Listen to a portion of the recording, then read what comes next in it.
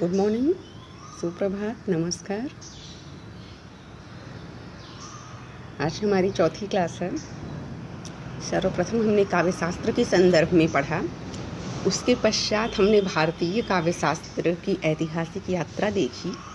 उसके पश्चात हमने पाश्चात्य काव्य शास्त्र के इतिहास को देखा और कल हमने नव स्वच्छंदतावाद को देखा, नियो लिबरलिज्म।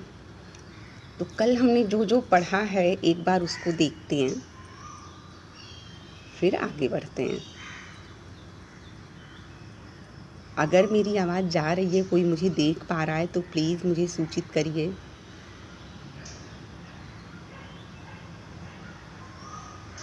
कल हमने होमर के महाकाव्य,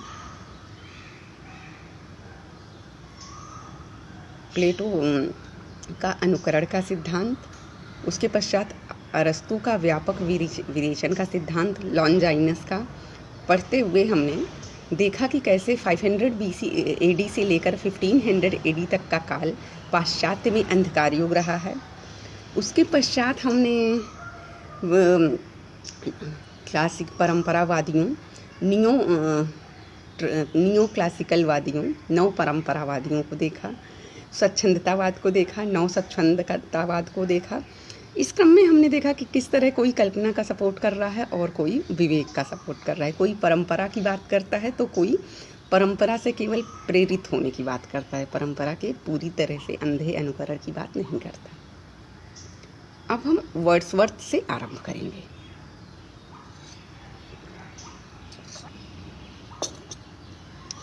अठारहवीं शताब्दी से वर्ड्सवर्थ का टाइम आरंभ होता है 1798 ईस्वी।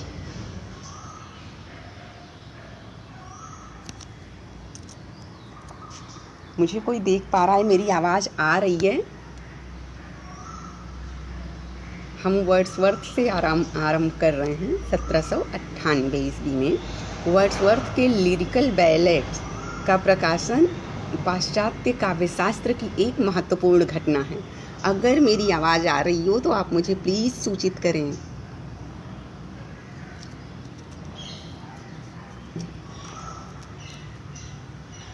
वर्ड्सवर्थ के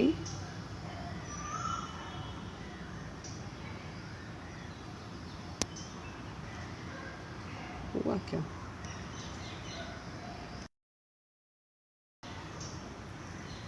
वर्ड्सवर्थ के लिरिकल बैलेट्स के बाद स्वच्छंदतावाद का प्राबल्य हो उठा। अंग्रेजी साहित्य में, चूंकि जैसे कल हम कि अंग्रेजी साहित्य किस तरह से आधुनिक भाषा है, वह लैटिन और ग्रीक से उत्पन्न हुई है। तो इस तरह से हम जब देखते हैं कि 1798 में वर्ड्सवर्थ का लिरिकल बैलेट्स प्रकाशित हुआ और यहाँ से स्वच्छंदतावाद को एक प्रबल साथ मिल गया लिरिकल बैलेट से। इसके पश्चात मेरी आवाज़ जा रही है तो आप लोग सूचित करते रहें। तो इसके साथ देखते हैं कि फ्रांस की जो राज्य क्रांति होती है, फ्रांस की राज्य क्रांति में रूसो, वॉल्टेयर और गेटे की विचारधारा और कृतियों ने स्वच्छंदतावाद को नई शक्ति और नई दिशा दी। आप ये देखेंगे कि गेटे की नीतियों ने स्वच्छंदतावाद को नई दिशा दी है। गेटे कौन था? जो इंडिया में जब आया था तो शाकुंतलम पढ़ के बहुत प्रभावित हुआ था। शाकुंतलम के अनुवाद को, जर्मन अनुवाद को उसने पढ़ा था। विलियम जोन्स ने अंग्रेजी अनुवाद शायद किया था और उसके जर्मन अनुवाद को गेटे ने पढ़ा था। तो इस प्रकार हम देखते हैं कि यहाँ से पाश्चात्य काव्यशास्त्र का टर्निंग पॉइंट आता है वर्ड्सवर्थ का लिरिकल बैलेट 1798। उसके बाद कौन आते हैं? रूसो, वॉल्टेयर और गेटे। रूसो राजनीतिक चिंतक थे, लेकिन उनके चिंतन में काव्यशास्त्रीय तत्व मिलते हैं। इस तरह से हम ये देखते हैं कि अंग्रेजी में इसी समय कुछ नए कवि आते हैं, कॉलरिज, PV शैली, किट्स। और ये जब कवि आते हैं तो ये स्वच्छंदतावाद को और बढ़ावा देते हैं, सहयोग करते हैं, दृढ़ता देते हैं। तो इस तरह से पाश्चात्य काव्यशास्त्र, जो कि अरस्तु के टाइम पे अरस्तु ने उसको विरेचन कहा, वह स्वच्छंदता के स्तर पर आ गया है। ठीक है, यूनान से शुरू हुआ और पूरे फ्रांस और ये अंग्रेजी प्रांतों में किस तरह से स्प्रेड हो रहा है। तो अब इसमें ये आया कि काव्य के आनंद मूल्य को प्रधान माना गया। आनंद देना काव्य का मूल उद्देश्य है, मूल में आनंद है। इस तरह से ये इन कवियों ने कॉलरिज, शैली, पीवी शैली और कीट्स ने स्वीकार किया और उसी हिसाब से उन्होंने लिखा। अब देखते हैं कि 18वीं सदी में रीति से, रूढ़ता से पूरी तरह से, परंपराओं से पूरी तरह से मुक्त होकर नव सृजन किया जाए, इस तरह की विचारधारा आने लगी और ये विचारधारा शैली और कीट्स की कविताओं में मिलती है। ठीक है, इन पर हम चर्चा अलग से करेंगे, इनको जब एज अ क्लास पढ़ेंगे, केवल शैली और केवल कीट्स को। इस तरह से हम देखते हैं कि कवियों ने विवेक के साथ ही भावनाओं को, चूँकि मूल में आनंद है, साहित्य की मूल में आनंद है, तो कवियों ने भावनाओं को, कल्पना को प्रधान स्थान दिया सृजन में। सृजन में जब वो प्रधान स्थान देते हैं तो उसके बाद सौंदर्य की इच्छा और सौंदर्य की जिज्ञासा काव्य में अपनी जगह बना लेती है। ध्यान दीजिएगा, यहाँ सौंदर्य शास्त्र किस तरह से है। सौंदर्य की इच्छा होना और सौंदर्य की जिज्ञासा होना, जैसे हम लोग रसानुभूति कहते हैं, तो वो जो है किस तरह से काव्य में उसका स्थान बनता चला गया। कुछ कवि जो है अतीत की ओर उन्मुख होने लगे और उनके कविताओं का उद्देश्य, उनकी कविताओं का विषय अतीत की गौरव गाथा बन गया। इसी काल में हम देख रहे हैं 18वीं शताब्दी, ठीक, जहाँ स्वच्छंदतावाद को दृढ़ता मिल रही है, वहीं कुछ कवि अपनी स्वच्छंदता में ही सौंदर्य के प्रति जिज्ञासु हैं, सौंदर्य की इच्छा करते हैं और अतीत की गौरव गाथा गाते हैं। अब हम ये देखते हैं कि सौंदर्य जिज्ञासा के कारण वे कैसे कविताएं लिखते हैं। देखिए, जहाँ अलंकार शास्त्र आप याद रखेंगे भारतीय काव्य शास्त्र का, ये बातें आपको जल्दी समझ में आएंगी। सौंदर्य की जिज्ञासा के कारण ये सारे पाश्चात्य कवि क्या करते हैं, जो गोचर वस्तुएं हैं संसार की, जो हमें दिखाई देती हैं, उसमें अपूर्व छवि के दर्शन करते हैं। जैसे अलंकार और के उसमें भारतीय कवि, ये हम समझाने के लिए बता रहे हैं, ये सारा मेरा मौलिक विश्लेषण है। जैसे अलंकार आदि के संदर्भ में कवि रमणी में चंद्रमा को देख लेता है, जो नायिका उसके समक्ष बैठी है, उसी नायिका में चंद्रमा की शीतलता, उसका सुखद अनुभूति उसे नायिका में होती है। अपूर्व अनुभव जो सामने है, उसमें अपूर्व अनुभव जो कर लेता है, यही प्रवृत्ति 18वीं सदी के कवियों में आई। हमारे यहाँ ये प्रवृत्ति बहुत प्राचीन है, ठीक है। तभी भरत मुनि, ये आचार्य मम्मट ने लिखा नियतिकृत नियम रहिता, उसमें जो उन्होंने लिखा कि ब्रह्मा की सृष्टि से श्रेयस्कर है, 9 रसों से युक्त है, और जैसे नायक जो नियम से रहित है, तो वही चीज़ ये लोग कर रहे हैं प्रैक्टिकल ग्राउंड पर। प्रैक्टिकल ग्राउंड पर इन्होंने क्या किया, सौंदर्य की इच्छा और सौंदर्य की जिज्ञासा के लिए जो समक्ष है, गोचर है, उसमें अपूर्व का दर्शन किया, कैसे शब्दों के सामर्थ्य और अपनी कल्पनाशीलता के माध्यम से। ठीक है, ये हम 18वीं सदी के पाश्चात्य के काव्यशास्त्र की बात कर रहे हैं। इसी तरह फिर आदर्श मूलक व्याख्या की ओर कवि लोग प्रवृत्त होने लगे, चीज़ों का एक आइडियल मानक बना लिया। मतलब जो नायिका है वो चंद्रमुखी ही है, तो जब आइडियलिज्म इस्टेब्लिश हो रहा है तो व्यवहार से थोड़ा सा दूर होता जा रहा है, जिसका डर प्लेटो को था। आइडियल सोसाइटी जब आती है तो व्यवहारिक से थोड़ा सा दूर होती है, तो इसी का डर जो है प्लेटो को था जब उन्होंने अनुकरण कहा था। तो खैर, यहाँ जो है सौंदर्य की जिज्ञासा और सौंदर्य की इच्छा में जब प्रत्यक्ष में अपूर्व का हुआ, प्रत्यक्ष में अपूर्व का दिग्दर्शन होता है और उसके पश्चात एक आइडियल जो है मानक तैयार हो जाता है आदर्शवाद के चक्कर में। तो वहाँ हम देखते हैं कि वह आदर्श कवियों का आदर्श सृजन व्यावहारिकता से थोड़ा सा दूर हो जाता है।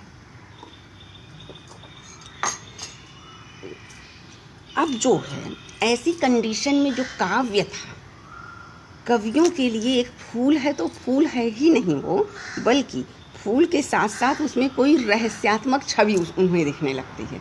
जैसे हमने कहा ना, नायिका चंद्रमुखी ही दिखती है।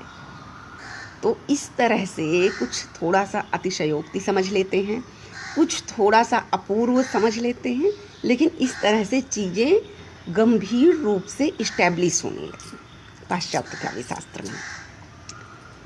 अब जो है यहाँ जब आप गोचर चीज में, प्रत्यक्ष की चीज में सौंदर्य की जिज्ञासा और इच्छा के लिए अपूर्व देखेंगे, एक फूल को फूल नहीं, आपको रमणी का मुख दिखाई देगा या उसमें अपने आराध्य के चरण कमल दिखाई देंगे, एक कमल जो है। तो इस तरह का जब होगा और यह भावनाओं की कल्पनाशीलता की अतिशयता हो जाएगी, तब आप देखेंगे कि यहाँ जो है बुद्धि के विरुद्ध आपकी भावनाएं विद्रोह कर रही हैं। बुद्धि तो नहीं कहेगी कि फूल में जो है किसी के चरण हैं, किसी के पैरों की कोमलता कमल की पुष्प जैसी है, लेकिन जब सौंदर्य की जिज्ञासा और इच्छा ने इस तरह का इस्टेब्लिश किया सिद्धांत, आप जिसको अलंकार शास्त्र के माध्यम से समझ सकते हैं, तो आप ये समझिए कि बौद्धिकता जो हो गई, वह जो वैदग्ध्य भंगी भरी थी, बौद्धिकता के विरुद्ध कल्पनाशीलता ने, कवियों की भावुकता ने विद्रोह कर दिया। बौद्धिकता बहुत पीछे छूट गई। मैं बात समझा पा रही हूँ, बहुत गंभीर चिंतन है पाश्चात्य दर्शन का, सौंदर्य शास्त्र का। जब आप प्रत्यक्ष उपस्थित चीज़ों में अपूर्व वस्तु देखने लगते हैं, ऐसे मौके पर कोई जो भी उपलब्ध है वो केवल, जैसे बादल आए हैं तो बिरही को जलाने, दग्ध करने आए हैं, वो केवल बादल मात्र नहीं रह गए, उनका अपूर्व रूप आ गया। तो ऐसे में जो आपकी बुद्धि है या उस समय के लोगों की बुद्धि थी, वह एक पीछे छूट गई और उनकी वर्णनशीलता, कल्पनाशीलता ने प्रभावी होकर विद्रोह किया। तो यह काल बुद्धि के विरुद्ध विद्रोह का काल है, ठीक है, क्योंकि यहाँ के ओरिजिनलिटी से, मूल सत्य से दूर होकर आदर्श मूलक व्याख्या करने लगे। उसकी बाद हम देखते हैं कि उसमें बुद्धि के विरुद्ध विद्रोह तक हो गई थी बात। अब स्वच्छंदतावाद का विरोध बुद्धि से न होकर कोरी बुद्धिवादिता से था। स्वच्छंदतावाद अस्तित्व में आया था कोरी बौद्धिकता के विरोध में।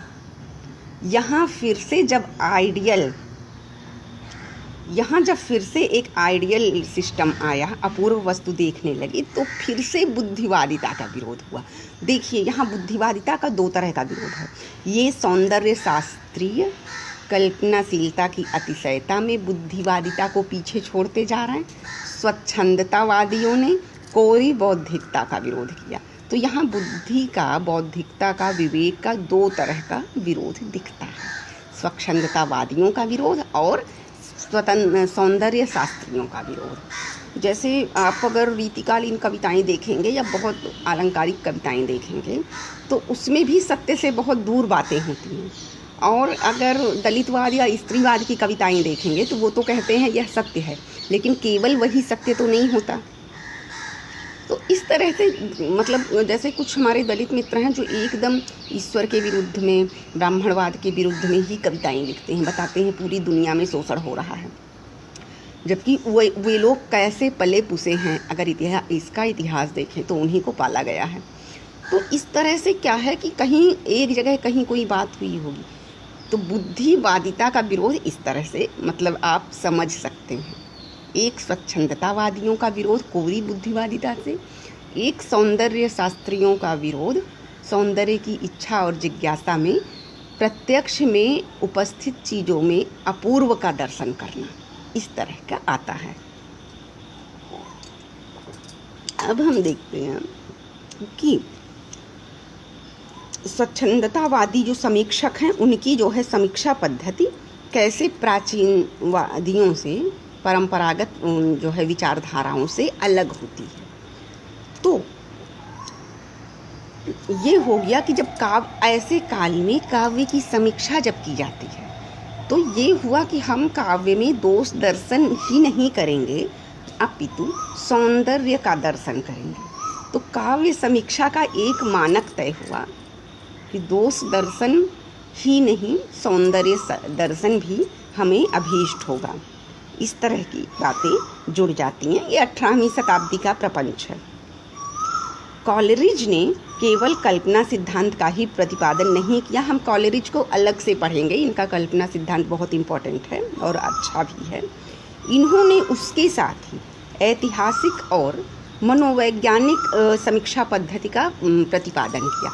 आप जब फ्रायड को समझेंगे, फ्रायड का मनोविज्ञानवाद अभी बाद में है, तो आप देखेंगे फ्रायड का बीज, फ्रायड के सिद्धांत का बीज आपको यहाँ कॉलरिज में मिल जाएगा। तो कॉलरिज ने अपने चिंतन में कल्पना सिद्धांत का प्रतिपादन किया, यह इनका प्रधान सिद्धांत है। साथ ही इन्होंने ऐतिहासिक और मनोवैज्ञानिक सिद्धांत भी दिए हैं। इस तरह से हम ये देखते हैं कि इनकी समीक्षा में आनंद तत्व को, कॉलरिज की समीक्षा में आनंद तत्व को प्रधानता दी गई और ये आदर्शवादी थे और इन्होंने नैतिकता के आधार को भी अनिवार्य माना। कल्पना सिद्धांत प्रतिपादित किया कॉलरिज ने, आदर्शवादी थे और नैतिकता के सिद्धांत को भी जगह दी। कुल मिलाकर स्वच्छंदतावादियों ने साहित्य के स्वस्थ और स्पष्ट रूप को समझने का प्रयास किया। सौंदर्य के जिज्ञासु हुए, आदर्शवादी हुए, नैतिकता को जगह दिए और सौंदर्य के संधान के लिए कल्पनावाद का सहारा लिए। इस तरह से अब हम 19वीं शताब्दी की बात करते हैं। 19वीं शताब्दी में राजनीतिक औद्योगिक क्रांति और वैज्ञानिक अनुसंधान अत्यधिक होने लगे। मनोवैज्ञानिक उपलब्धियां, डार्विन का विकासवाद, कार्ल मार्क्स का द्वंद्वात्मक भौतिकवाद, फ्रायड का स्वप्नवाद आदि आदि, इन्हीं चीज़ों का लोगों पर भी प्रभाव पड़ा और साहित्य पर भी प्रभाव पड़ा। ये सारे सिद्धांत आए कहाँ से? समाज से ही और लोगों के बीच से ही। कौन कौन से सिद्धांत? 19वीं शताब्दी की राजनीतिक क्रांति, औद्योगिक क्रांति, वैज्ञानिक अनुसंधान, मनोवैज्ञानिक उपलब्धियां, डार्विन का विकासवाद और मार्क्स के द्वंद्वात्मक भौतिकवाद का, फ्रायड का स्वप्नवाद आदि आदि।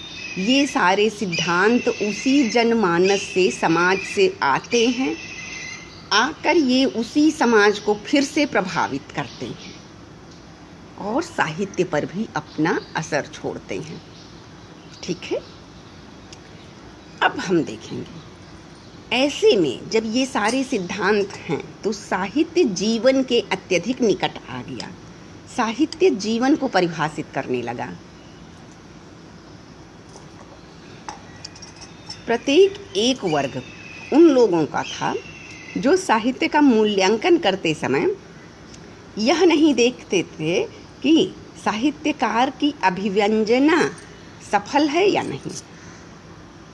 अपना जीवन लोग देख लेते थे, साहित्यकार के मर्म की तह तक, उसके मर्म की सफलता तक लोग नहीं पहुंचते थे। चिंतन में न्यूनता आ गई। यह विचार वो करते थे कि जो कहा गया वो मेरे काम का है कि नहीं। मतलब कि 19वीं शताब्दी के विविध वाद और विचार से प्रभावित साहित्य और अब उसकी समीक्षा होती तो वहाँ कवि अथवा लेखक की अभिव्यंजना कोई नहीं सोचता, बल्कि सब अपने स्वार्थ, अपने लिए हितकर तत्वों को ही देखने लगे। ठीक है, यहाँ तक बात आ गई। नीति या अंतः संस्कार की दृष्टि से, यहाँ साहित्य में व्यापारवाद कह सकते हैं आप इसको, कि हम लाभ के लिए पढ़ेंगे। अगर कोई किताब हमको लाभकारी है, मेरे फायदे की है, तब हम पढ़ें। हम साहित्यकार को जानने समझने के लिए उसका सृजन ना पढ़ें, केवल अपने फायदे के लिए पढ़ें। ऐसा जो है 19वीं शताब्दी में हुआ। अब हम देखते हैं कि नीति या अंतः संस्कार की दृष्टि से अहितकर वस्तु, नीति से और आंतरिक संस्कार से जो हमारे लिए उपयोग की नहीं हुई, उसकी निंदा होने लगी। उस साहित्य की निंदा होने लगी जो व्यक्तिगत हितकारी या नीति के अनुकूल ना रहा हो। मतलब पूरा जो है बिजनेस स्टार्ट हो गया साहित्य में। आप ये समझ लें, लाभ और व्यापार। कार्लाइल, रस्किन बॉन्ड सुना होगा, टॉल्स्टॉय, लियो टॉल्स्टॉय आदि इस वर्ग के समीक्षक और साहित्यकार थे। टॉल्स्टॉय को मैंने पढ़ा है 600-800 पेज की किताबें हैं उनकी कहानियों को भी। तो ये जो समीक्षक थे, जो लाभ या क्या कितना फ़ायदा है इस दृष्टि से पढ़ते थे, रचनाकार की अभिव्यंजना तक, मर्म तह तक नहीं पहुंच पाते थे। ऐसे समीक्षक नीतिवादी समीक्षक कहे गए और उनके अनुसार कला एक दिव्य शक्ति है। कला एक दिव्य शक्ति है। इसके बाद आप देखेंगे कला के लिए बहुत बड़ा आंदोलन चलता है। तो यहाँ क्या बात आती है, art is the expression of the soul talking to another. आत्मा की वह अभिव्यक्ति है जो दूसरों से वार्ता करती है। ठीक है, जो कुरूपता होती है उसे कला के द्वारा ही दूर किया जा सकता है। यहाँ जब कला के लिए सिद्धांत के मूल में क्या था कि जो सुंदर नहीं है, यहीं से मेकअप और बिजनेस शुरू हुआ है कि जो सौंदर्य जहाँ नहीं है, कुरूपता जहाँ है, उसे अपनी कलाओं से उस कुरूपता को दूर किया जा सकता है। अब देखिए इसी सिद्धांत से बाजार डेवलप हुआ और कितना सारा हुआ, और बाद में यही डेवलप्ड कंट्री हमारे जैसे देशों को, विकासशील देशों को अपना बाजार बना लेते हैं। ठीक है, कुरूपता को कला के द्वारा दूर किया जाता है और कला और जीवन का योग होना चाहिए। जीवन में कला के महत्व को इन्होंने तरजीह दी। इस तरह की बातें आ जाती हैं। 19वीं शताब्दी में के अंत में एक नया वाद आता है, वो आंदोलन होता है कला के लिए। अब कलावादियों ने साहित्य में नीति और आदर्शवादिता का विरोध किया। आप देखेंगे कि कैसे स्टेप चलता है। कहीं परंपरा का विरोध हुआ, कहीं बुद्धिवादिता का विरोध हुआ, कहीं सौंदर्यवाद स्थापित हुआ। अब जो है नीति और आदर्शवादिता का विरोध होने लगा। तो जब यह विरोध होने लगा तो इस विरोध का जो आरंभ है वो स्विनबर्न ने किया। नीति और आदर्शवादिता का विरोध स्विनबर्न करते हैं। उनका समय है 1837 से 1907 ईस्वी। ऐसे में 1866 ईस्वी में उनकी एक किताब आती है स्विनबर्न की, पोयम्स एंड बैलेड्स। बैलेड एक नाटक की विधा होती है, उस पर हम अलग से चर्चा कर लेंगे। तो पोयम एंड बैलेड्स उनकी जो है एक कृति आती है। वह विक्टोरियन युग की नैतिकता को चुनौती दे देती है, स्ट्रांग विरोध आता है। उसके बाद वॉल्टर पेटर ने कला के लिए मत की प्रतिष्ठापना की। स्विनबर्न पहले आते हैं विरोध करने, उसके बाद जो है वाल्टर पेटर इस विरोध को बल देते हैं। उसके बाद कला कला के लिए इस मत की प्रतिष्ठा होने लगती है और कलाकार का कर्तव्य बताते हुए उसे स्थूल सौंदर्य के माध्यम से सूक्ष्म सौंदर्य को आराधना करनी चाहिए। यहाँ से कलाकार के दायित्व तय होते हैं। कलाकार के दायित्व कैसे तय होते हैं? स्विनबर्न जो है विरोध का श्री गणेश करते हैं, नीति और आदर्शवादिता का। वाल्टर पेटर इस विरोध को और बल देते हैं और यहाँ से साहित्यकार का दायित्व तय होता है कि साहित्यकार को स्थूल के माध्यम से, स्थूल सौंदर्य के माध्यम से सूक्ष्म सौंदर्य की आराधना करनी चाहिए। यहाँ सत्यम शिवम सुंदरम की स्वीकृति मिलती है और सौंदर्य साधना को नीतिवादिता या अन्य किसी बाह्य मानदंड से अलग रखना चाहते हैं। यहाँ चूंकि कला कला के लिए नीति और आदर्शवाद का विरोध है, तो अब कहते हैं कि सौंदर्य साधना को नीतिवादिता या आदर्शवाद से अलग रखना चाहिए। आप जब प्रगतिवादी, प्रयोगवादी कविता या दलित कविताओं में हमने देखा है, लोग कहेंगे मेरी जो है गेहूँ काटती नायिका, बोझा ढोती नायिका, पसीने से तरबतर बच्चे को दूध पिलाती नायिका मुझे सबसे ज़्यादा सुंदर लगती है, मैं कैसे रीतिकालीन नायिकाओं में देखूं। तो इस तरह की चीज़ें उस समय वहाँ आई थी, जहाँ आदर्शवादिता और नीतिवादिता से अलग होकर सौंदर्य शास्त्र को समझना चाहिए।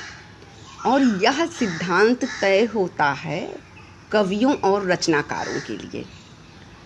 तो कुल मिला के ये हुआ कि स्थूल के माध्यम से सूक्ष्म सौंदर्य की हमें साधना करनी चाहिए और सौंदर्य को नीतिवादिता और आदर्शवादिता से पृथक रखकर सौंदर्य का मूल्यांकन करना चाहिए। सुंदर वही नहीं है जिसको शास्त्रकारों ने नायिकाओं के भेद प्रभेद में कहा।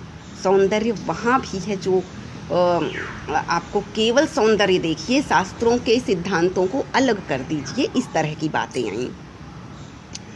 तो इस तरह से जब सिद्धांत वहाँ होने लगे तो कला का मूल्यांकन कला के मूल्यों पर न होकर, इंद्रिय की अनुभूतियों पर न होकर, वहाँ जीवन का चरम लक्ष्य ऐसा हुआ कि अनुभूतियों को वह पोषित कैसे करे। कला अनुभूतियों को या जीवन को आनंद दे, यहाँ से हटकर वह आनंद को बढ़ाए जगाए कैसे, अन्य सौंदर्य के आधार पर, जिस सौंदर्य में न नीति है न आदर्शवाद है, वहाँ आपको सौंदर्य कैसे दिखेगा। इसके लिए आपकी इंद्रियों को और जीवन को पोषण मिलने लगे। तो कला कला के लिए ये आया कि आप कैसा देखें। आप सिर्फ पद्मिनी नायिका और शंखिनी नायिका में सौंदर्य मत देखें, आप ऐसी नायिकाओं में देखें, ऐसा सामर्थ्य आपकी अनुभूति और चेतना में आए। तो कला कला के लिए इस तरह का प्रयास हुआ। ठीक है, तो यहाँ जो है ये होता है कि नीतिवादिता को पहले तो अलग कर दिया और ये हुआ कि कला का मूल्यांकन कला के मूल्यों पर ही अनुभूतियों के संपोषण को जीवन का चरम लक्ष्य मानकर करे। तो इस तरह से कला के मूल्यांकन पर भी जो है दृष्टिकोण अलग हुआ। उसके अलावा कला कला के लिए या भावावेग के लिए इस तरह के सिद्धांत को पराकाष्ठा पर पहुंचा दिया इन वाद वालों ने, जो स्विनबर्न और ये हैं वाल्टर पेटर हैं, भावावेग के लिए या कला के लिए।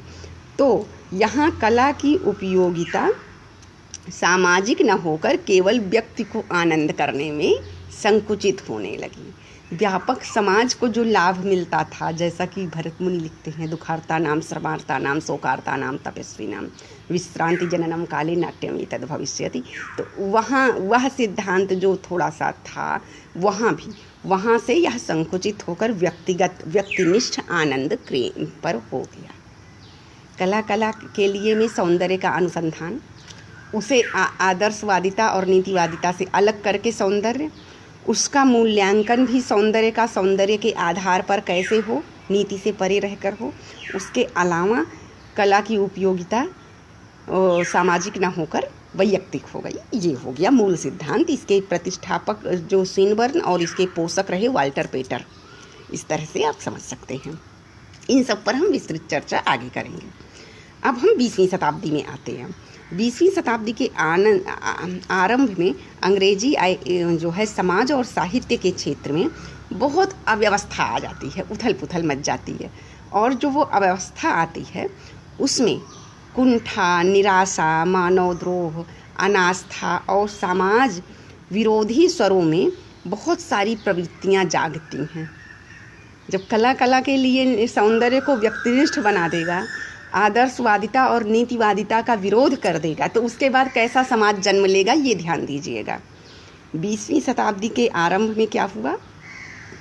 अव्यवस्था, कुंठा, निराशा, व्यक्तिनिष्ठ आनंद आपको क्या देगा? कुंठा और निराशा। तो आदर्शवाद और नीतिवाद को पूरी तरह से छोड़ देने का यही परिणाम होता है। ये हम लोग ध्यान रखें, हमारे लिए ये उपयोगी हो सकता है। मानव द्रोह, अनास्था और समाज विरोधी स्वर की विविध प्रवृत्तियां जब आती हैं तो 20वीं शताब्दी का आलोचना काल शुरू होता है। अब जब वो आलोचना काल शुरू होता है तो इसके आरंभ में एक नीतिवादी विचारक आते हैं। देखिए, जब इतनी उथल पुथल है तो फिर नीतिवाद आया। कला के लिए हम अलग से 2-3 दिन पढ़ेंगे सिद्धांत। वहाँ नीति और आदर्श का इस तरह से विरोध किया गया कि उसका परिणाम ये हुआ 20वीं शताब्दी की अव्यवस्था, कुंठा, निराशा, मानवद्रोह। और ऐसे में फिर इरविंग बेबिट जैसे नीतिवादी विचारक आते हैं और आलोचना को एक नई दिशा देते हैं। फिर टी.ई. ह्यूम आते हैं और नीति और एथिक्स को, आचार संहिता को बल देते हैं। जब बहुत उथल पुथल मच जाती है तो फिर से लोग परंपरा की ओर लौटते हैं। और उन्होंने स्वच्छंदतावादी काव्य में जो बिंबवाद था उसका विरोध किया। किसने किया? टी.ई. ह्यूम ने। टी.ई. ह्यूम ने नीति और एथिक्स को बल दिया, सपोर्ट किया और स्वच्छंदतावादी काव्य में जो बिंबवाद था उसका विरोध किया। यहाँ सांस्कृतिक अव्यवस्था को फिर से सुधारने की नीति चलने लगी। थोड़ा सा और है, बस हम समराइज कर रहे हैं। अब इसके बाद आते हैं इटालियन दार्शनिक। इटालियन दार्शनिक क्रोचे आत्मवादी दार्शनिक हैं और उन्होंने भौतिकवाद का विरोध किया है। भौतिकवाद का विरोध मतलब जगन मिथ्या, ब्रह्म सत्य, जगत मिथ्या, आत्मवाद की प्रतिष्ठापना और भौतिकवाद का विरोध।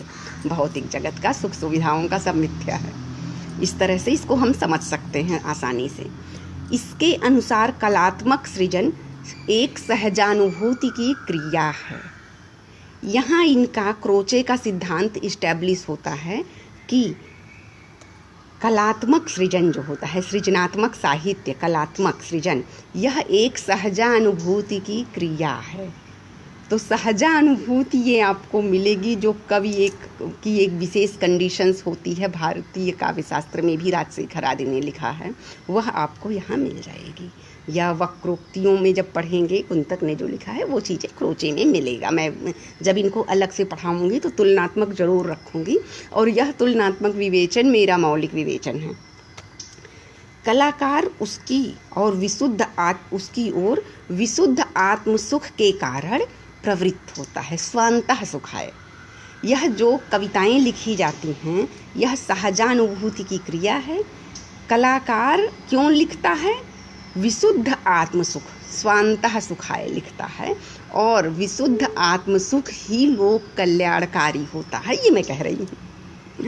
और सहजानुभूति को बहिरंग और बाह्य आकार प्रदान कर सकता है कलाकार। जब सहजानुभूति अपनी आंतरिक अनुभूति को, अवचेतन मन की उसको विदग्ध भंगिमा को, विचारों की जब उसे आकार देता है तो वह एक मतलब काव्य के रूप में, सृजनात्मक साहित्य के रूप में बाहर आता है। ये क्रोचे का मत है, सहजानुभूति की क्रिया और उसे बहिरंग और बाह्य आकार प्रदान करना। यद्यपि उसकी सहजानुभूति का कहते हैं कोई ज़रूरी नहीं कि हर व्यक्ति कविता लिखे।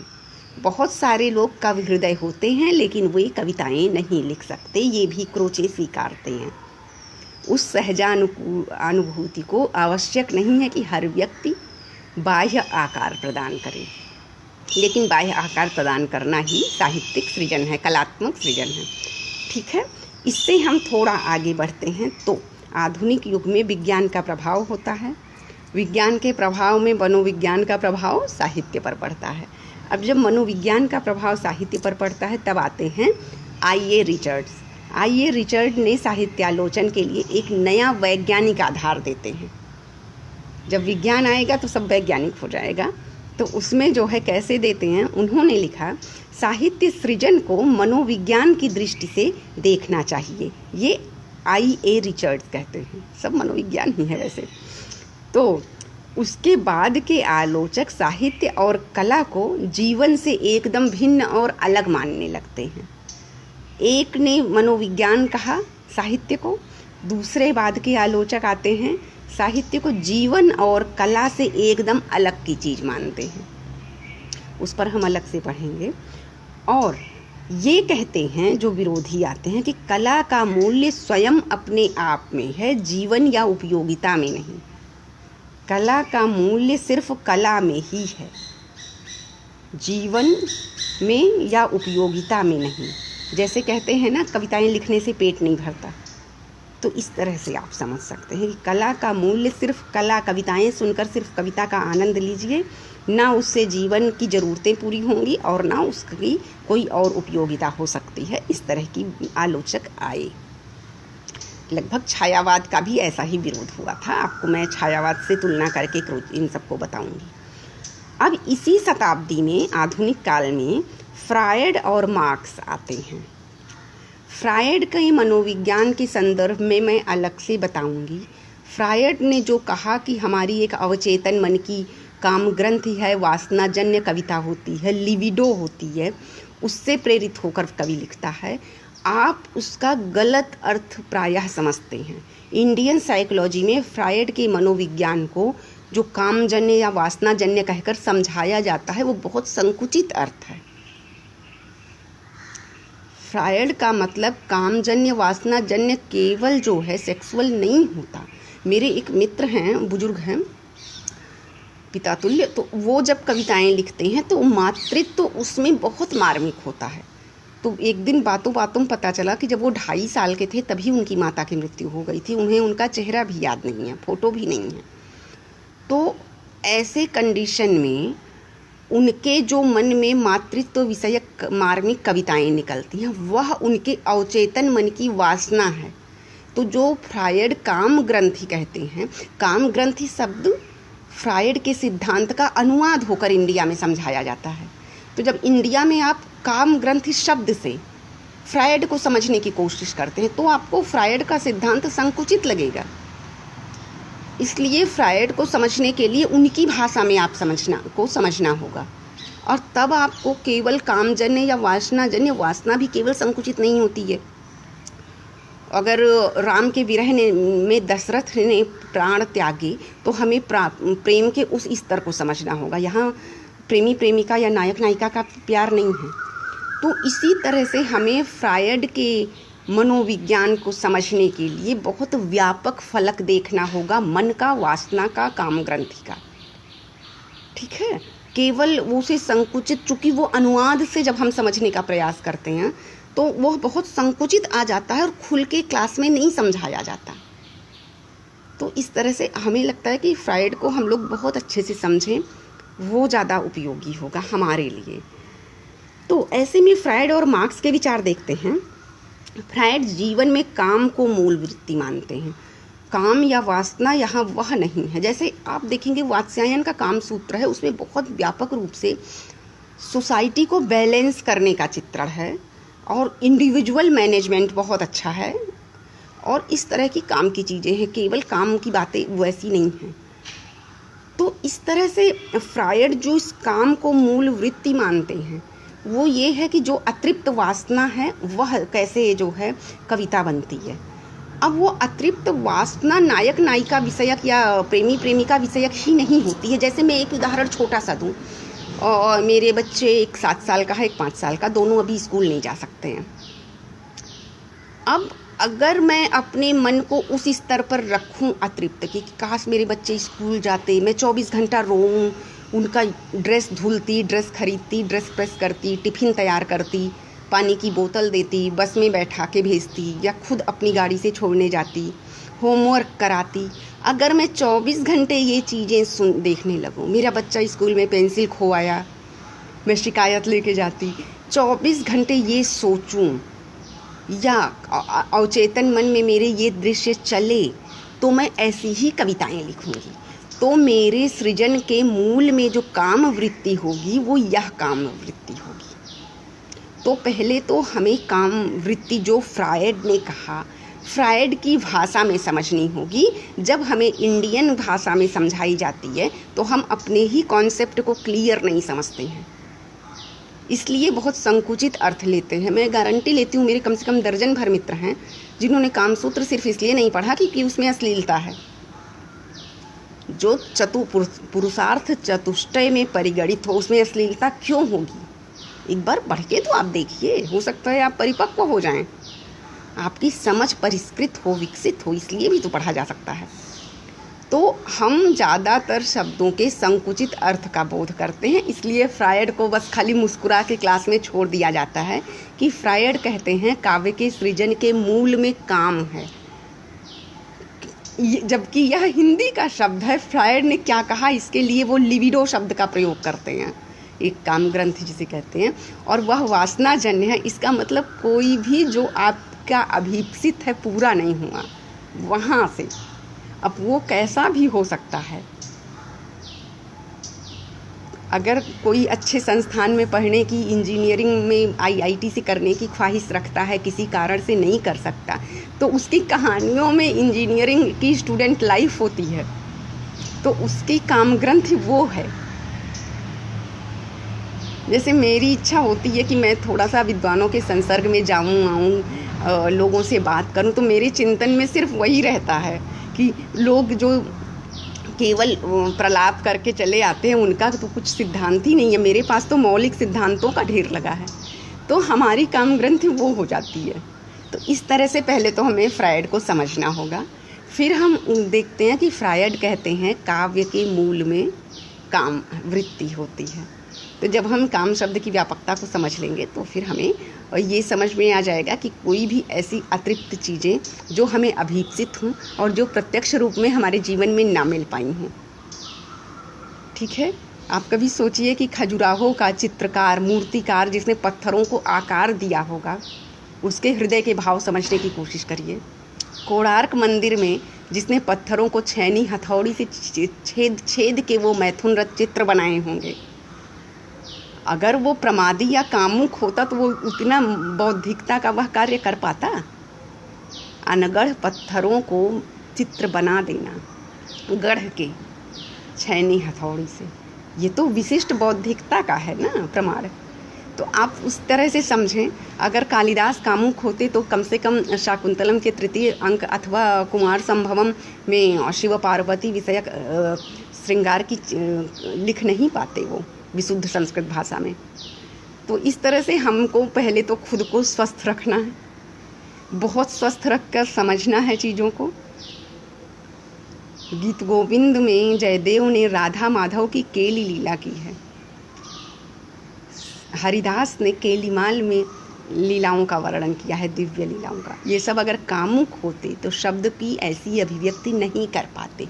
तो हमें पहले खुद को स्वस्थ मानसिकता से यह सब समझाना होगा, उसके बाद हम फ्रायड को समझें।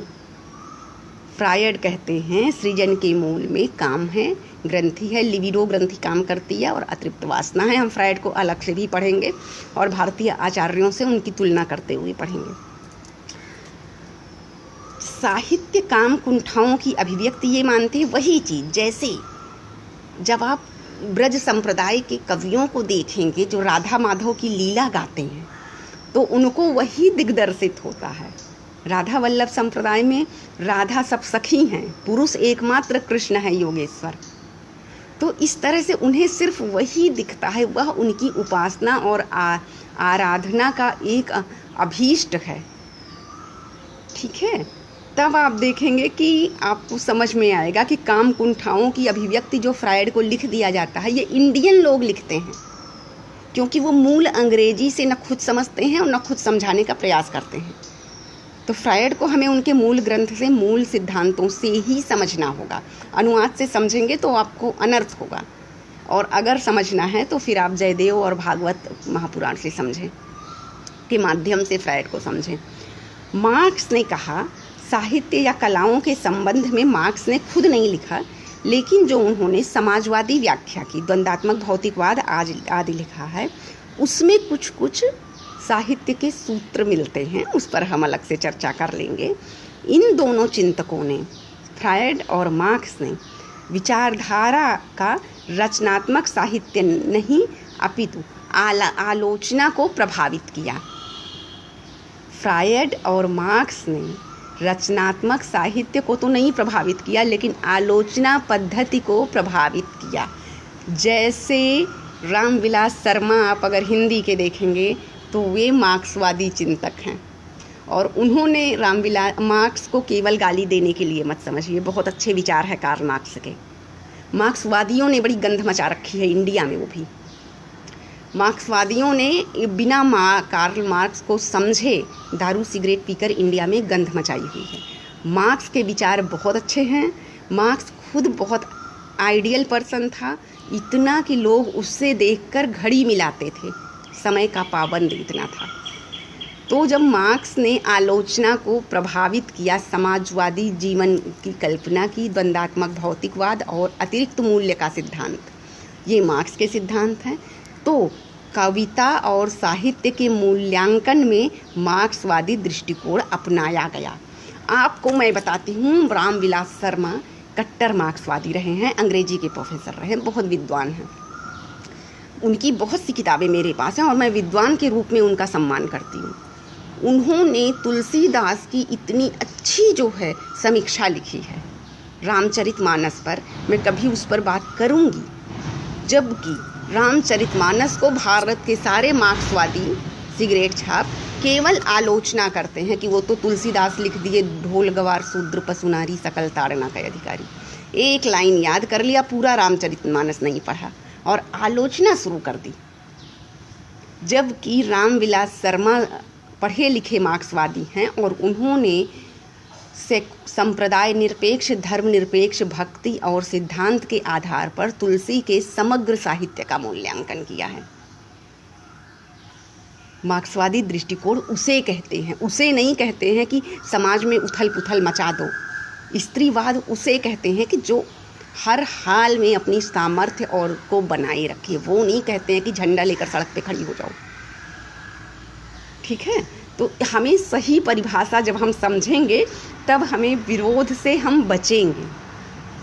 तो कार्ल मार्क्स को हम अवश्य समझेंगे, बहुत अच्छे से समझेंगे, क्योंकि भारतीय साहित्य की भी आलोचना पद्धति को कार्ल मार्क्स ने प्रभावित किया है।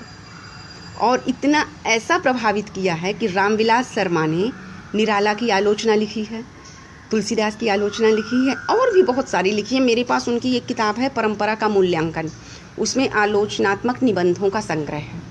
तो इस तरह से जब आप उन्हें पढ़ेंगे तो लगेगा कि मार्क्सवाद कितना ऊंचा बौद्धिक चिंतन है। और इतने ऊंचे बौद्धिक चिंतन में